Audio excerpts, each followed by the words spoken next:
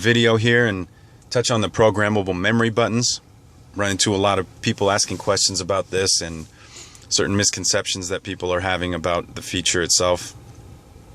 First of all, the memory buttons, the programmable memory buttons, we're referring to these here, these numbers here, right on the entertainment stack, 1 through 8 here. So traditionally these have always been used for radio presets, but with the BMW you can actually save a different function in there. So if you wanted to save a telephone number, navigation destination, or just a shortcut within a menu, you could do that. All you'd have to do is highlight the item you want to save on the screen. I'm going to go to vehicle status. I'm going to save vehicle status here in number 7. So once I have it highlighted up on the screen there, it tells me long press to store. I'm going to long press in number 7. I just heard that chime play, and that chime is an indicator I just saved vehicle status on my number 7 programmable memory button. Let's do another one. I'll do sport displays. So I'm going to press in number 8, long press, hold it in. You see up on the iDrive it shows sport displays now in 8, and you hear the chime play through the speakers to indicate it's saved.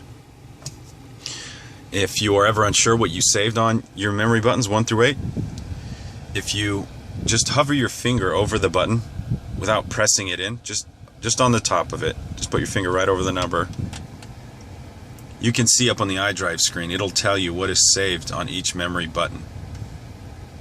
This is really handy, especially if you start saving numbers, telephone numbers, on one of the memory buttons.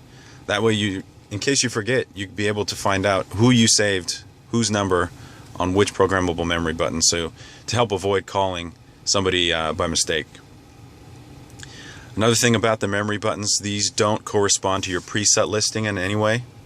So a lot of people think if they start building up the radio preset list, you can build a preset listing of up to 40 stations. So a lot of people think if I start, dropping stations in, 1 through 8, those first 8 stations on my preset list, those are going to correspond to these memory buttons, which is untrue. These memory buttons are only designed to execute the one function that you program them in there to be.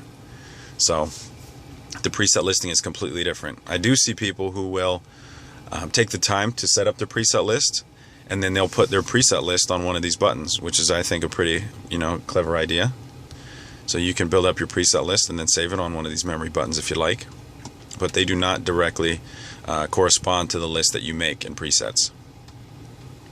Another misconception I run into is people thinking that you can have 8 specific functions when you're in the media menu, or 8 specific functions when you're in radio, or 8 specific functions in telephone.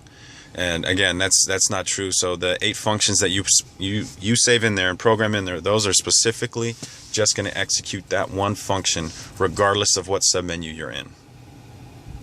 The memory buttons do save to the driver's profile, which is attached to the key, so that's something to keep in mind as well. If you do switch keys, or if you switch out of profiles within a key, then that could also alter your programmable memory buttons. So that's something to keep in mind. I hope I helped to clear up a couple of things about the memory buttons there. If you do have any specific requests or questions, please let me know. Shoot me a comment.